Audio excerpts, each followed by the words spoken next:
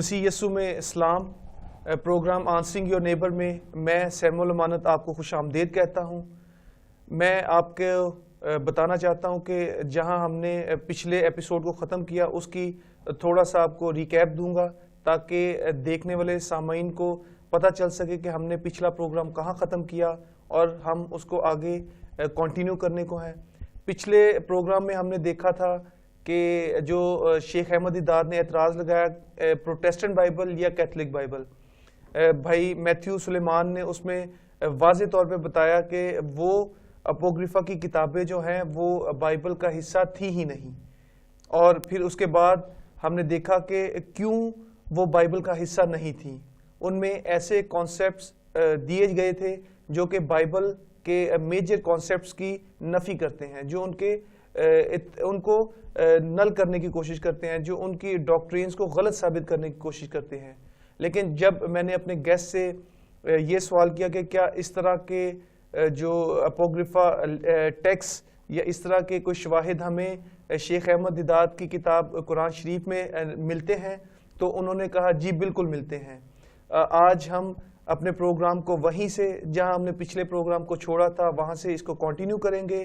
میں اپنے گیسٹ بھائی میتھیو سلیمان کو پھر سے خوش آمدید کہتا ہوں اپنے پروگرام میں، اور میں ان کا شکر گزار ہوں کہ انہوں نے اپنے مصروف ترین وقت میں سے وقت نکالا تاکہ ان اعتراضات کے جوابات دیے جا سکیں جو کہ مسیحت اور مسیحی ڈاکٹرینز کے اگینسٹ جو غیر اقوام کی طرف سے کیے جاتے ہیں۔ بھائی آپ کو خوش آمدید کہتے ہیں اور آپ سے درخواست کرتے ہیں کہ جہاں ہم نے پچھلے ایپیسوڈ کو چھوڑا تھا ہم وہیں سے آغاز کریں گے کہ کیا قرآن میں بھی اپوگریفا ٹیکس ہمیں ملتا ہے یا نہیں۔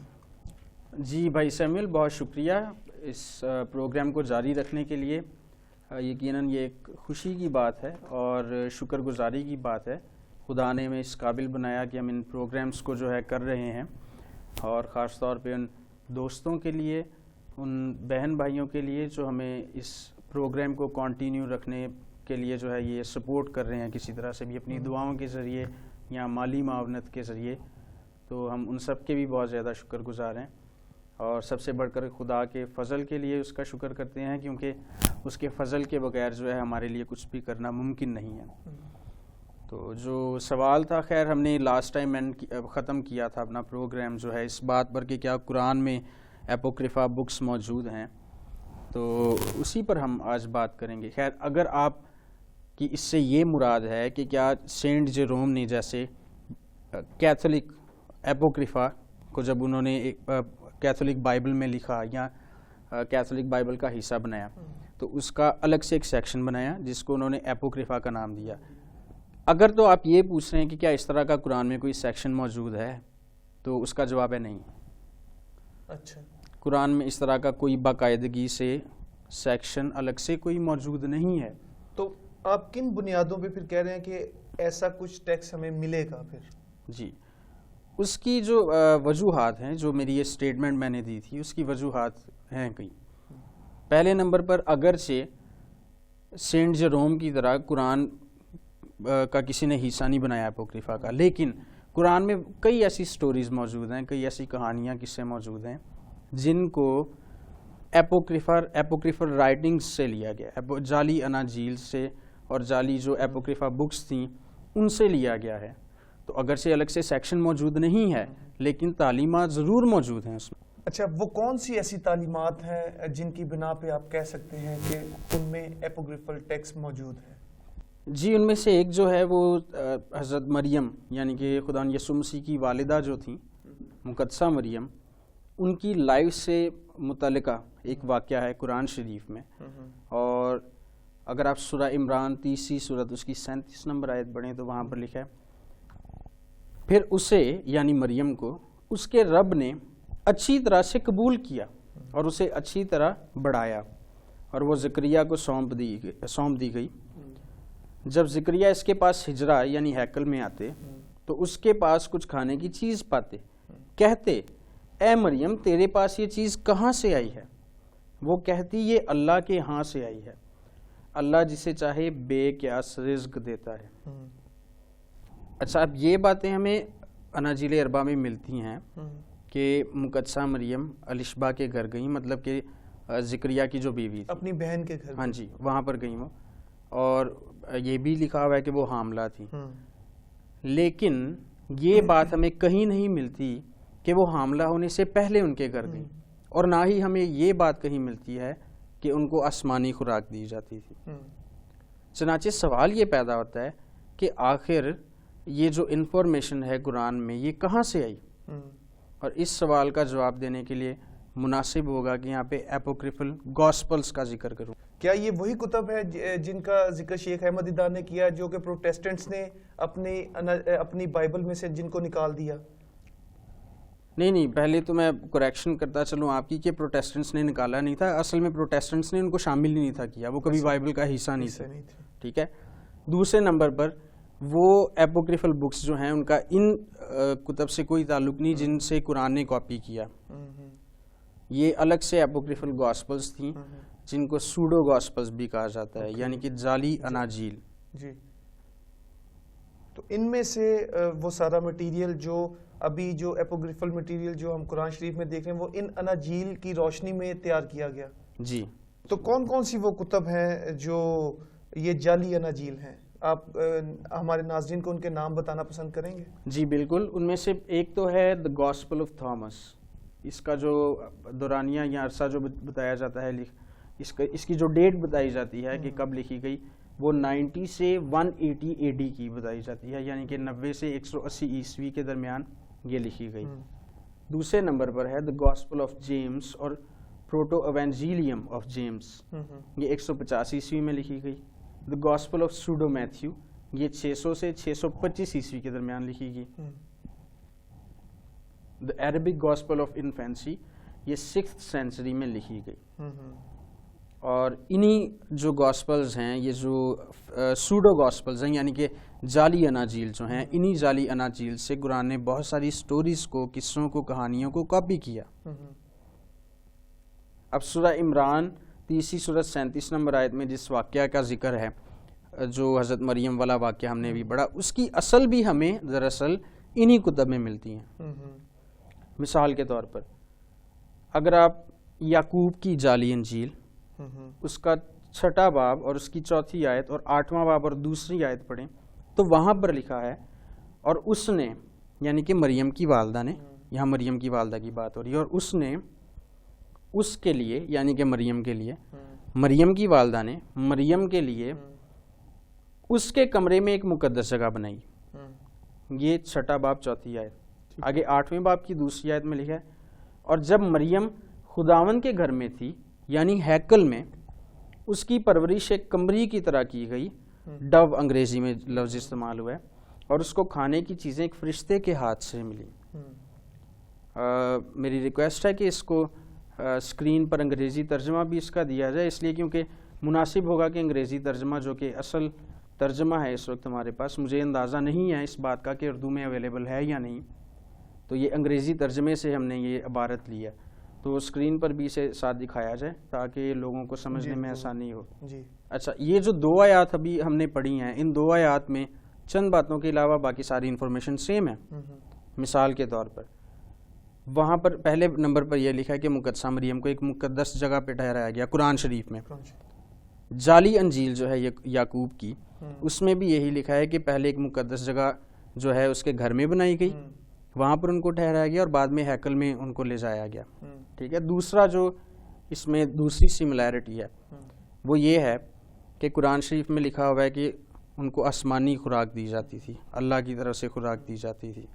جعلی انجیل میں بھی یہی لکھا ہے کہ ان کو فرشتے کے ہاتھ سے کھانا ملتا تھا. تو فرشتے کو کون بھیجنے والا ہوتا ہے؟ اللہ. ہاں، تو ان کو آسمانی خوراک ملتی تھی. تو یہ سملیرٹیز ہیں دراصل، اور یہ ان کی اصل چونکہ یہ قرآن سے پہلے لکھی گئی تھی، تو قرآن کا جو اصل ہے، یہ اس واقعے کی جو اصل ہے وہ جعلی انجیل ہے. تو قرآن نے وہاں سے اس بات کو لیا. یہ پوشیدہ ایک رائٹنگ ہے، یعنی کہ اپوکریفا ہے، جہاں سے قرآن نے اس واقعے کو اپنے اندر درج کیا ہے. وہ کس نے کیا ہے واللہ عالم، لیکن قرآن کے اندر یہ سٹوری موجود ہے. ٹھیک ہے. اچھا، یہ واقعہ آپ نے حضرت مریم کا بتا دیا، اس کے علاوہ کوئی اور واقعہ آپ کے آرگیومنٹ کو فیور کرنے کے لیے آپ بتانا پسند کریں گے ہمارے ناظرین کو؟ جی بالکل، باتیں تو دیکھیں بہت ساری ہیں، لیکن اس میں صرف اگر ہم یسوع مسیح اور ان کی والدہ محترمہ جو تھیں ان کی زندگی سے متعلقہ ہی پڑھ لیں تو اس میں ہی ہمیں کئی ایک پوائنٹس مل جاتے ہیں۔ مثال کے طور پر آپ کو یاد ہوگا قرآن شریف میں لکھا ہوا ہے کہ حضرت مریم جو ہیں وہ اللہ نے ان کو کہا کہ مشرق کی طرف چلی جائیں آپ، جی بالکل، اور وہاں پر کھجور کا اور چشمے کا بھی ذکر ہے، معجزہ تھا، یہ اصل میں 2 معجزے تھے۔ تو وہ میں آپ کو پڑھ کے سناتا ہوں۔ آیت وہاں پر لکھا ہے سورہ مریم 19ویں سورت 23 سے 26 نمبر آیات، وہاں پر لکھا ہے پھر اسے درد ذہ ایک کھجور کی جڑ میں لے آیا، کہا اے افسوس میں اس سے پہلے مر گئی ہوتی، یہ حضرت مریم کے الفاظ ہیں، اور میں بھولی بھلائی ہوتی۔ پھر اسے اس کے نیچے سے پکارا کہ غم نہ کر، تیرے رب نے تیرے نیچے سے ایک چشمہ پیدا کر دیا، یعنی کہ اسے نیچے سے آواز آئی، اور تو کھجور کے تنا کو پکڑ کر اپنی طرف ہلا، تجھ پر پکی تازہ کھجوریں گریں گی، سکھا اور پی اور آنکھ ٹھنڈی کر۔ اچھا، اب قرآن میں یہ جو درج کہانی ہے اس کی اصل ہمیں متی کی جعلی انجیل اس کے 20ویں باب میں ملتی ہے، اور اس کا بھی میری ریکویسٹ ہے کہ اسکرین پر انگریزی والا ورژن ضرور لگایا جائے۔ میں آپ کو اس کا تھوڑا سا کانٹیکسٹ بتا دوں کہ یہاں پر لکھا کیا ہوا ہے۔ یہاں پر دراصل فرق یہ ہے کہ جعلی انجیل میں جب اس واقعے کو بیان کیا تو اس میں یوسف اور یسوع مسیح کا بھی ذکر ہے حضرت مریم کے ساتھ ساتھ۔ وہاں پر لکھا ہے کہ جب یہ تینوں سفر کر رہے تھے تو صحرا کی گرمی سے نڈال مریم نے کھجور کا ایک درخت دیکھا اور یوسف سے کہا کہ میں اس درخت کے سائے تلے کچھ دیر آرام کرنا چاہوں گی۔ یوسف مریم کو اس درخت کے سائے تلے لے گئے۔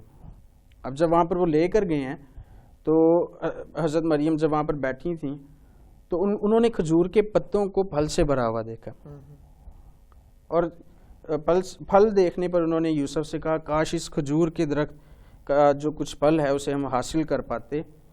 تو حضرت یوسف نے پھر اس وقت کہا کہ میں حیران ہوں اس بات کے لیے کہ آپ ایسا کہہ رہی ہیں، یہ جانتے ہوئے بھی کہ درخت کتنا اونچا ہے اور وہاں سے پھل توڑنا کتنا مشکل ہے۔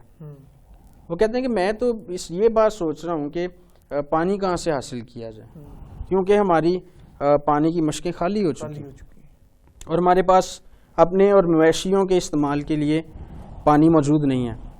اچھا، اب یہاں پر دراصل بات شروع ہوتی ہے جو بعد میں قرآن نے کاپی کی۔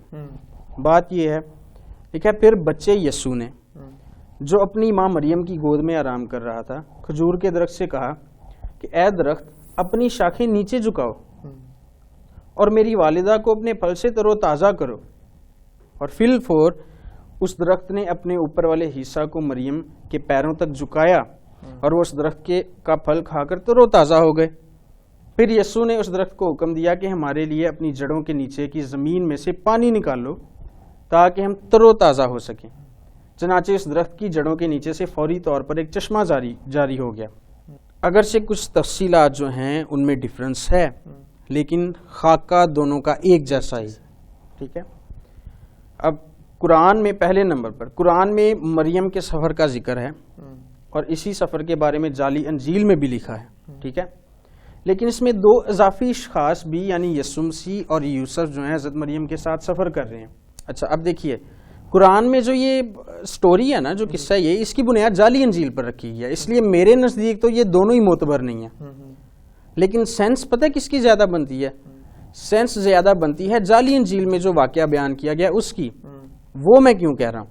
پہلے نمبر پر تو دیکھیں ایک ٹین ایج جو ہلکی عمر کی جو لڑکی ہے، خاتون ہے، وہ حاملہ ہے اور اسے کہا جا رہا ہے کہ آپ مشرق کی طرف پیدل چلی جائیں، اور پھر وہاں پر جب وہ پہنچتی ہیں تو ان سے کہا جاتا ہے کہ آپ کھجور کے درخت کو ہلائیں، مطلب کہ اس درخت کو ہلانے کے لیے بلڈوزر کی ضرورت ہوتی ہے، لیکن ایک تو وہ درد ذہ میں ہے اور اللہ تعالیٰ اوپر سے ان کو کہہ رہے ہیں کہ آپ کھجور کو درخت کو ہلائیں، ٹھیک ہے۔ اور وہ جب کھجور کے درخت کو ہلاتی ہیں تو ادھر سے کھجوریں نیچے گرتی ہیں اور وہ کھا لیتی ہیں۔ پھر اللہ تعالیٰ ان سے یہ بھی کہتے ہیں کہ آپ سے اگر کوئی مرد دریافت کرے تو آپ اسے یہی بتائیے کہ میرا روزہ ہے، مطلب کہ اللہ تعالیٰ کھانے کو بھی کہہ رہے ہیں انہیں، لیکن یہ بھی کہہ رہے ہیں کہ آپ یہی بتائیے گا کہ میرا روزہ ہے، دوسرے لفظوں میں آپ جھوٹ بولیے گا۔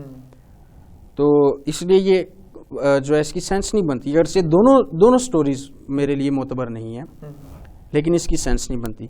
ویسے بھی دیکھیے آپ آج 21ویں صدی میں اگر آپ میڈل ایسٹرن کلچر کی بات کریں تو خواتین کو آج بھی اکثریت میں خواتین کو اجازت نہیں دی جاتی کہ اکیلی گھر سے باہر جائیں. وہ خاص طور پہ نوجوان لڑکیوں کو تو بالکل اجازت نہیں دی جاتی.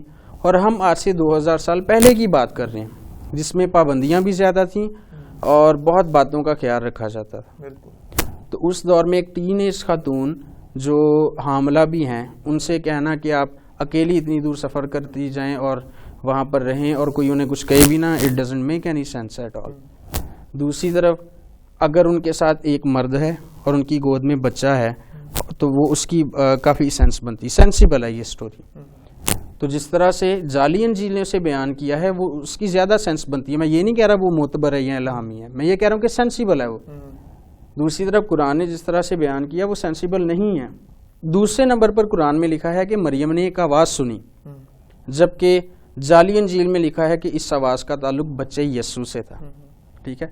اسی طرح سے قرآن میں لکھا ہے کہ کھجور کے درخت کے اوپر سے پھل ملا اور نیچے سے پانی کا چشمہ جاری ہوا. یہی بات جعلی انجیل میں بھی لکھی ہے. خیر بات یہیں پر ختم نہیں ہوتی. اسی طرح سے اگر آپ سورہ عمران 30 سورت اس کی 46 نمبر آیت اور سورہ مریم 19ویں سورت اس کی 29 سے 31 نمبر آیات کا مطالعہ کریں تو وہاں پر بھی لکھا ہے کہ جب حضرت مریم جو ہیں اس کو بچے کو لے کر آئیں اپنے قبیلے کے اپنے قوم کے لوگوں میں واپس, تو انہوں نے فوراً پوچھا کہ بھئی آپ کے پاس یہ بچہ کہاں سے آ گیا. وہ کہتے ہیں کہ آپ کے جو والد صاحب تھے, آپ کے جو بھائی تھے, آپ کی جو فیملی, آپ ایک اچھی فیملی سے تعلق رکھتی ہیں, تو یہ آپ کے پاس بچہ کہاں سے آیا. اس وقت پھر حضرت مریم نے بچے کی طرف اشارہ کیا تو ان لوگوں نے پوچھا کہ ہم اس بچے سے کیا پوچھیں گے, یہ تو پنگوڑے کا بچہ ہے.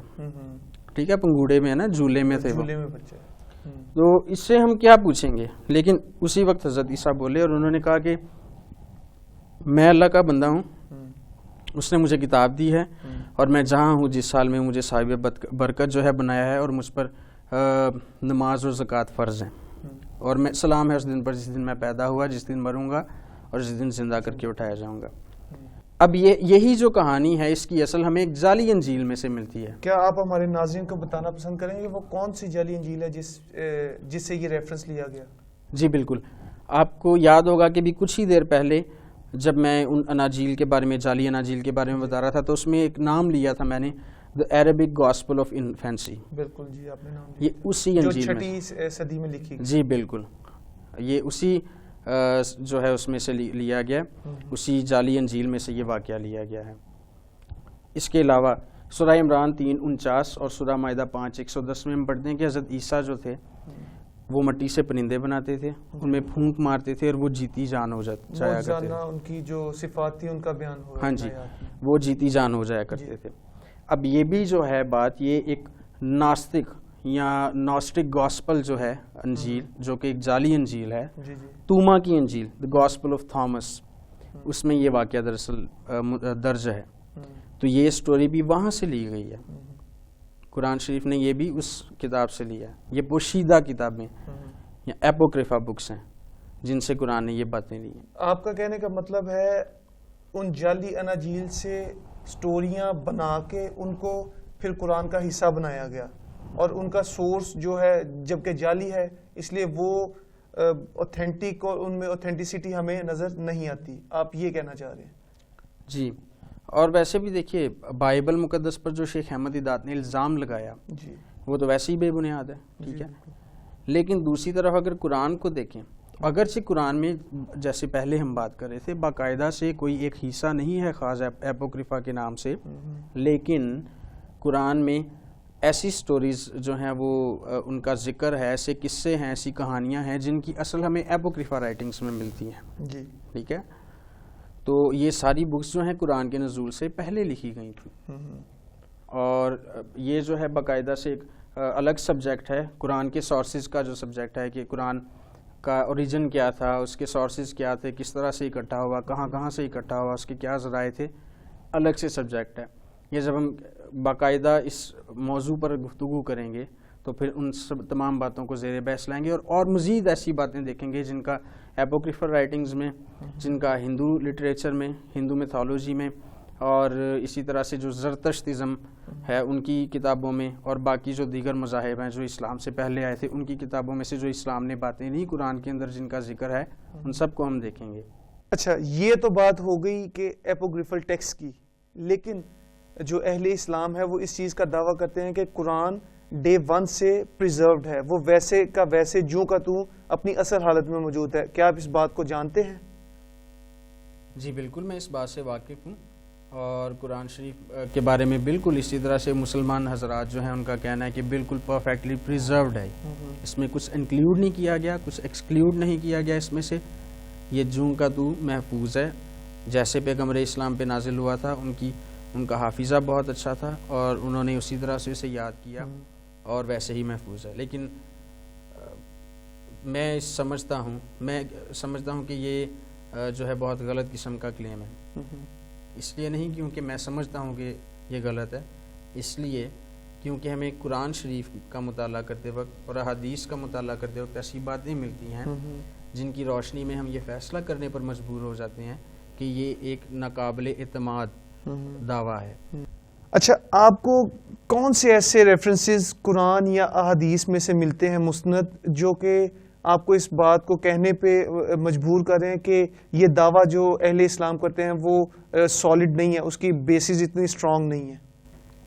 اس کے لیے دیکھیے، آپ اگر حدیث کا مطالعہ کریں، صحیح احادیث کا، تو اس میں صحیح بخاری حدیث نمبر 2655، 5037 اور صحیح مسلم 1837، اس میں لکھا ہوا ہے کہ ہم سے محمد بن عبید بن میمون نے بیان کیا، کہا ہم کو عیسیٰ بن یونس نے خبر دی، انہیں حشام نے، انہیں ان کے باپ نے، اور ان سے عائشہ نے بیان کیا کہ نبی کریم نے ایک شخص کو مسجد میں قرآن پڑھتے سنا تو فرمایا ان پر اللہ تعالی رحم فرمائے، مجھے انہوں نے اس وقت فلاں فلاں آیتیں یاد دلا دیں جنہیں میں فلاں فلاں صورتوں میں سے بھول گیا تھا۔ اب دیکھیے اس حدیث میں واضح طور پر لکھا ہے کہ پیغمبر اسلام آیات قرآن کی بھول جایا کرتے تھے، ٹھیک ہے، اور قرآن اس کو بلکہ ہم نے پہلے جو ہمارا ٹاک شو تھا اس میں بھی ہم اس بات کو زیر بحث لائے تھے کہ قرآن کی پریزرویشن پہ جب خاص طور پہ ہم بات کی تھی ہم نے،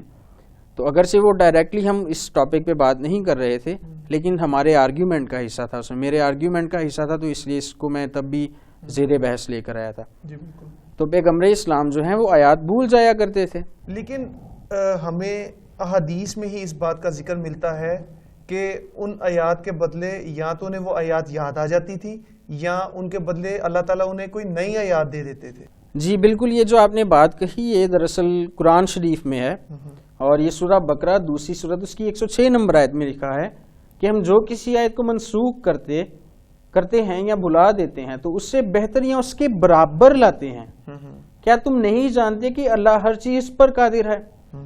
اب یہاں پر اللہ تعالیٰ کہہ رہے ہیں کہ جو آیت ہم نے منسوخ کر دی یا بھلا دی اس کے بدلے بہتر آیت لے کر آتے ہیں، لیکن مجھے نہیں لگتا کہ اس سے مسئلے کا حل ہو رہا ہے۔ آپ کس طرح سمجھتے ہیں اس سے؟ یہ تو کیونکہ واضح آیت ہمیں بیان کر رہی ہے کہ اگر کوئی آیت بھول جاتے یا منسوخ کرتے اس کے عوض نئی آیت آ جاتی، تو یہ تو کلیئر آپ کے سوال کا جواب یہاں پہ بیان کر دیا گیا ہے۔ آپ کس طرح سمجھتے ہیں کہ یہ مسئلہ حل نہیں ہوا؟ دیکھیے پہلے نمبر پر تو یہ بات ہے کہ قرآن کی جن آیات کو پیغمبر اسلام بھول گئے ان میں سے جو یاد آ گئی وہ تو چلیں ٹھیک ہے، لیکن جو یاد نہیں آئی ان کا کیا کریں گے؟ چلیں ان کے بارے میں آپ کہنا چاہ رہے ہیں کہ یہ حل پیش کر دیا گیا کہ اللہ ان کے برابر کی یا ان سے بہتر آیات دے دیتے تھے، لیکن سوال یہ پیدا ہوتا ہے کہ بھولی ہوئی آیات کیوں نہیں دیتے تھے؟ اگر بھولی ہوئی آیات کو قرآن میں سے نکال دیا تو اس کا مطلب کچھ ایکسکلیوڈ ہوا ہے، اور ان بھولی ہوئی آیات کے بغیر ہی قرآن حفظ کیا جا رہا ہے، مطلب کہ وہ آیات تو نکل گئی نا، جی بالکل، اگرچہ ریپلیسمنٹ آ گئی ان آیات کے لیے لیکن وہ آیات قرآن میں موجود نہیں ہیں۔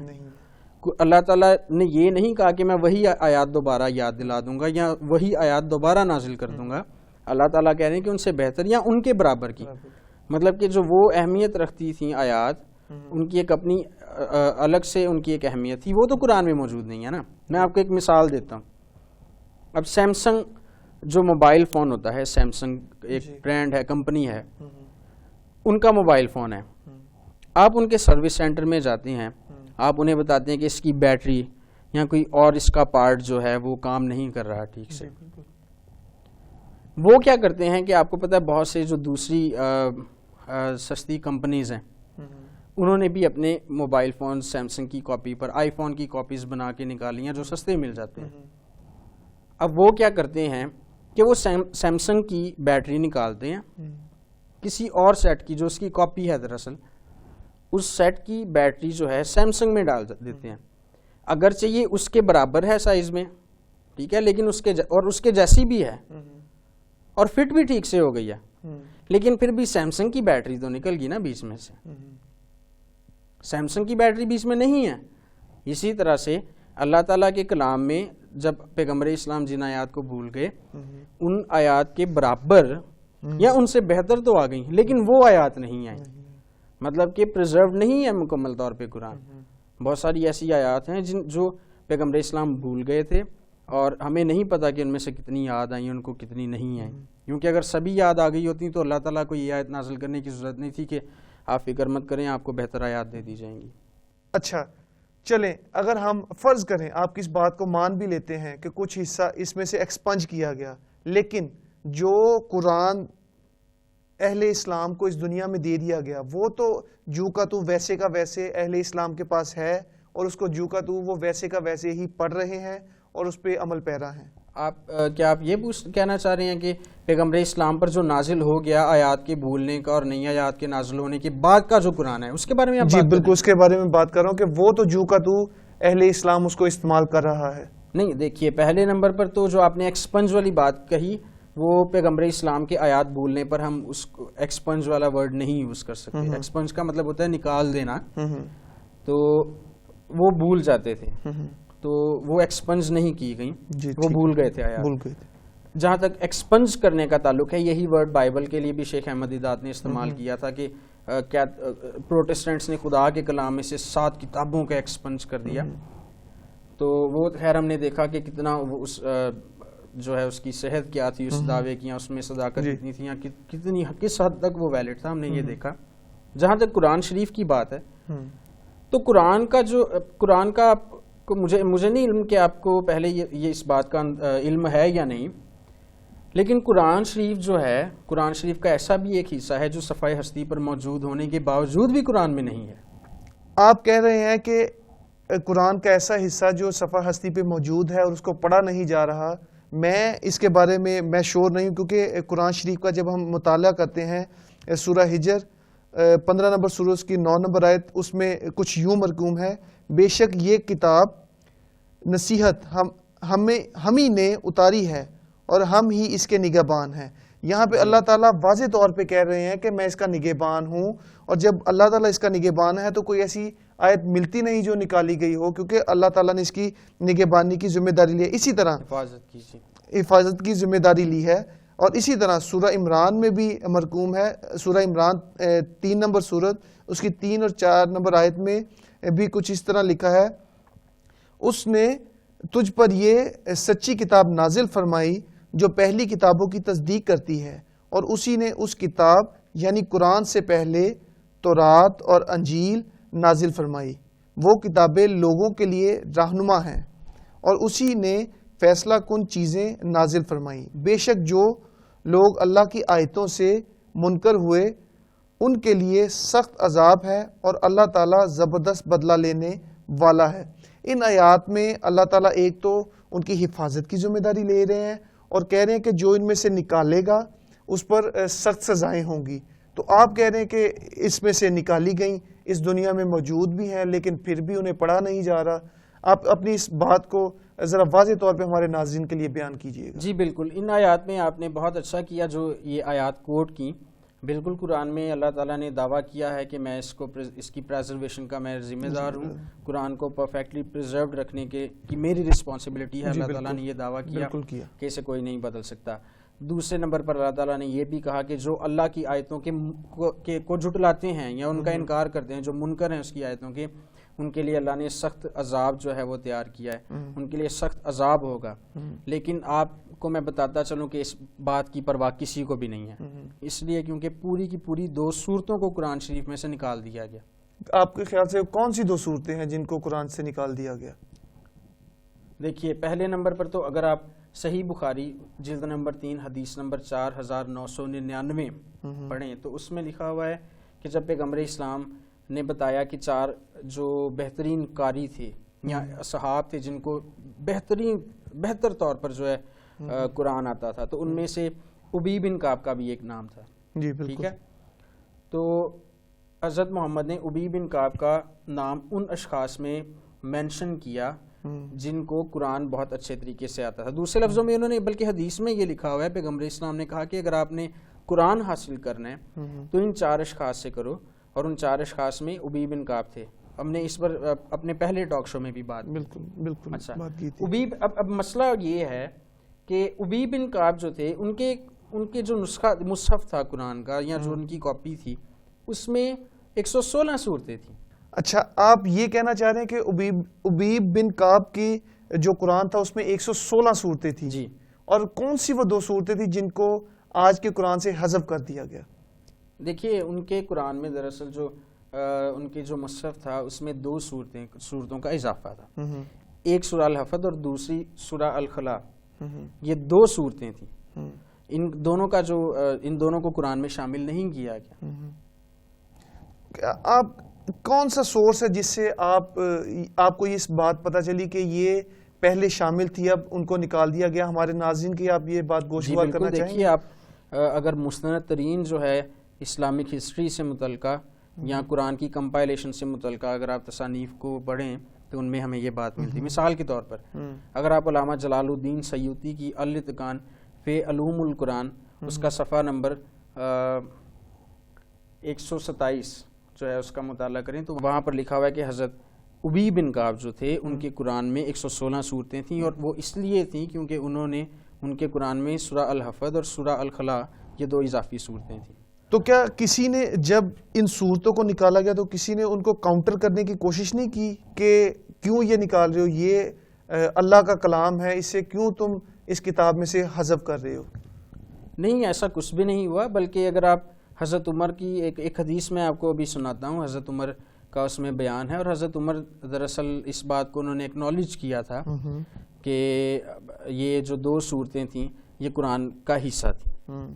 وہ اس بات کو مانتے ہیں، اگرچہ براہ راست انہوں نے 2 صورتیں نہیں کہا، لیکن ان کی جو بات تھی حدیث میں اس سے ہمیں سمجھ میں آ جاتی. میں آپ کو پڑھ کے سناتا ہوں. ہم سے صدقہ بن فضل نے بیان کیا، کہا ہمیں یحییٰ بن سید قطان نے خبر دی، انہیں سفیان سوری نے، انہیں حبیب بن ابی ثابت نے، انہیں سید بن جبیر نے، اور ان سے حضرت ابن عباس نے بیان کیا کہ حضرت عمر نے کہا کہ حضرت علی ہم میں سب سے اچھا فیصلہ کرنے والے ہیں. ابی بن کعب ہم میں سب سے اچھے قاری ہیں. دیکھیں اس بات کو وہ بھی ایکنالج کرتے ہیں کہ ابی بن کعب ہم میں سب سے اچھے قاری ہیں. ٹھیک ہے، لیکن ابی جہاں غلطی کرتے ہیں ہم اسے چھوڑ دیتے ہیں. مطلب کہ وہ یہ بتا رہے ہیں کہ کچھ حصہ ایسا ہے جہاں پر جس کو ہم نے چھوڑ دیا ہے. مطلب یہ وہ کہنا چاہ رہے ہیں کہ ابیب بن کعب نے کچھ ایسی غلطیاں کی ہیں جن کو ہم نے نکال دیا ہے. ہاں بالکل، لیکن میں اسے غلطی کا لفظ نہیں استعمال کروں گا یہاں پہ، وہ اگرچہ حدیث میں اسی طرح سے لکھا ہے. اس کی میں ریزن آپ کو ابھی بتاتا ہوں تھوڑی دیر میں. اچھا یہ میں آپ کو پہلے حدیث پوری سنا لوں. لکھا ہے اور کہتے ہیں کہ میں نے تو اس آیت کو یہ ابی بن کعب کے بارے میں حضرت عمر بتا رہے ہیں، اور کہتے ہیں کہ میں نے تو اس آیت کو رسول اللہ کے منہ مبارک سے سنا ہے، میں کسی کے کہنے پر اسے چھوڑنے والا نہیں. اور اللہ نے خود فرمایا ہے ہم جب کسی آیت کو منسوخ کر دیتے ہیں پھر یا تو اسے بلا دیتے ہیں یا اسے بہتر لاتے ہیں. یہ سورہ بقرہ والی جو 106 نمبر آیت تھی دوسری سورت کی، اس کو پھر انہوں نے آخر میں یہ کوٹ کیا. اچھا اب پہلے نمبر پر تو جو غلطی والی بات ہے، اس حدیث کا جو انگریزی ترجمہ ہے اس میں یہ کہیں بھی نہیں لکھا کہ ابی جہاں غلطی کرتے تھے ہم اسے چھوڑ دیتے ہیں، کہیں بھی نہیں لکھا. وہاں پر صرف اتنا لکھا ہے کہ جس کی تلاوت ابی کیا کرتے ہیں اس میں سے ہم کچھ چھوڑ دیتے ہیں. ٹھیک ہے، جو ابی ریسائٹ کرتے ہیں اس میں سے ہم کچھ چھوڑ دیتے ہیں. اب انگریزی میں بھی جو ہے یہ اسکرین پر اس کو ہم دیں گے، یہ انگریزی جو ترجمہ ہے اس کا، تو یہ بھی ایک کنفیوژن ہے اپنے طور پر.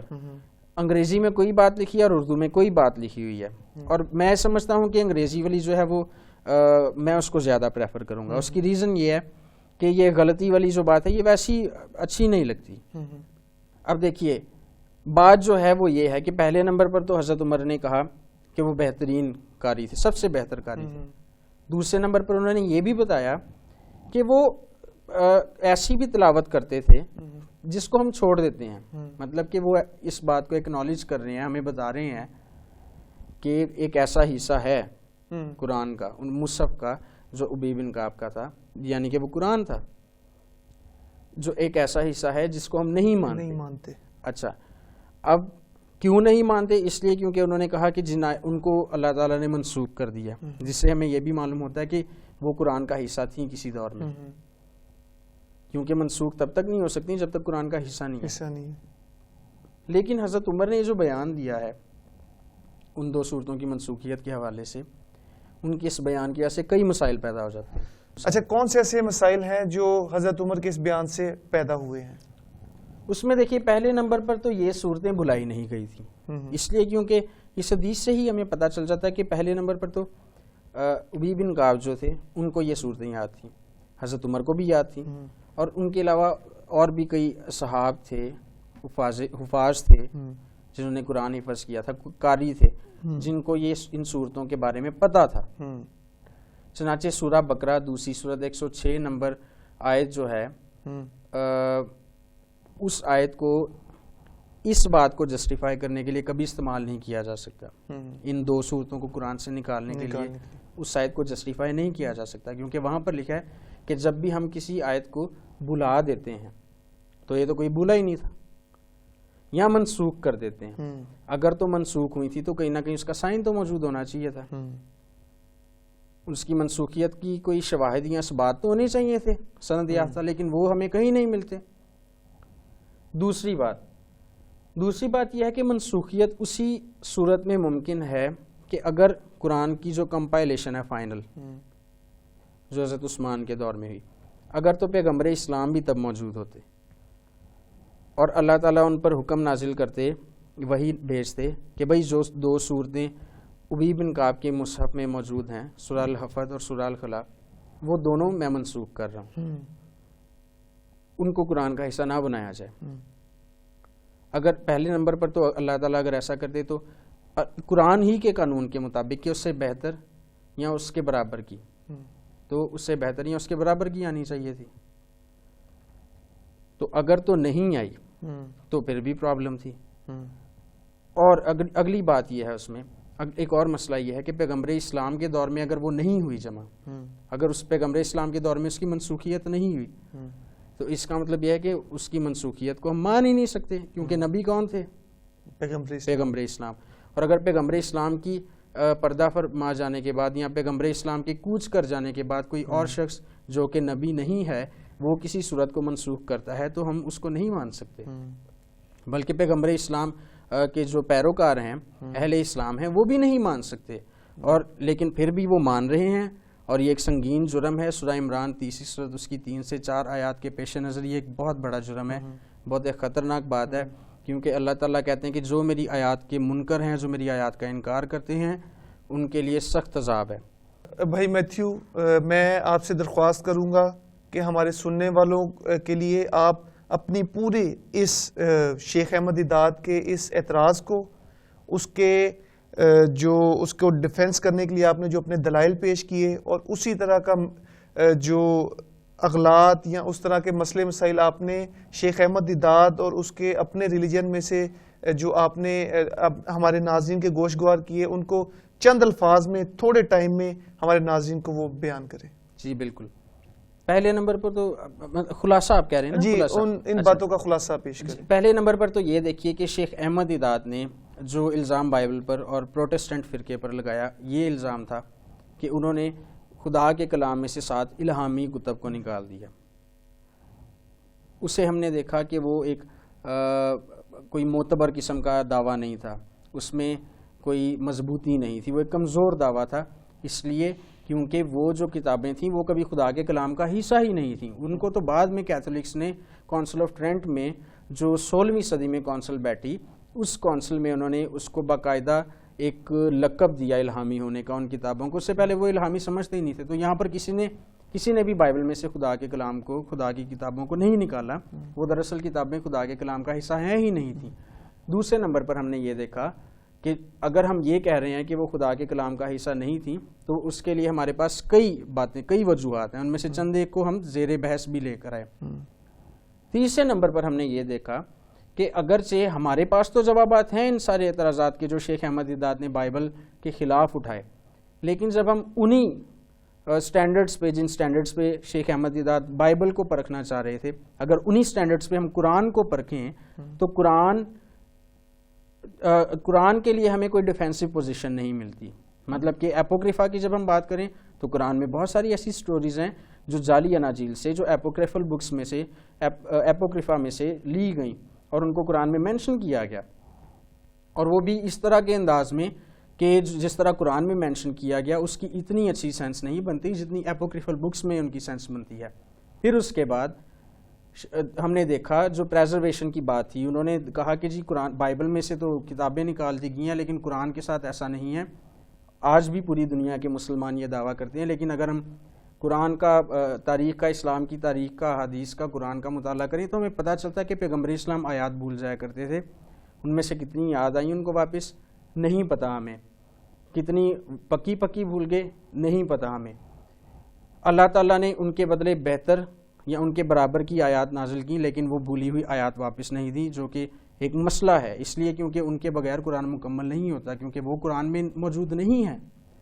پھر اس کے بعد ہم نے دیکھا کہ جو صفحہ ہستی پر موجود ہے قرآن، اس میں سے بھی 2 صورتیں جو ہیں نکال دی گئیں جو ابی بن کعب کے مصحف میں موجود تھیں. ان کے جو قرآن کا ان کا نسخہ تھا اس میں 116 صورتیں تھیں، لیکن جو موجودہ قرآن ہے ابھی اس میں 114 صورتیں ہیں. سورہ الحفظ اور سورہ الخلا جو ہے ان 2 صورتوں کو ایکسپنج کیا گیا قرآن سے، اور اس کی جسٹیفیکیشن نہیں ہے کسی کے پاس. تو یہ ساری گفتگو تھی آج کی.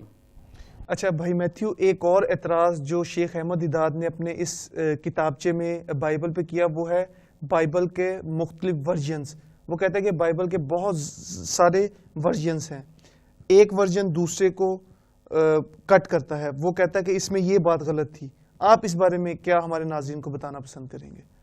جی بالکل، شیخ احمد دیدات صاحب نے اپنی کتاب میں اس سے اگلا جو ابھی ہم نے جس پہ بات کی سے جو اگلا ان کا اعتراض ہے وہ ورژنز سے ہی متعلقہ ہے. اس میں وہ کہتے ہیں کہ دیکھیے جی کنگ جیمز ورژن آیا، اور اس کے بعد جب RSV آیا تو اس میں دیکھیں لکھا ہوا تھا کہ کنگ جیمز ورژن میں گریو ڈیفیکٹس ہیں. جی بالکل ایسے. پھر وہ کہتے ہیں کہ یہ ڈوائرمز ورژن ہے اور یہ کنگ جیمز ورژن ہے، یہ نیو انٹرنیشنل ورژن ہے، یہ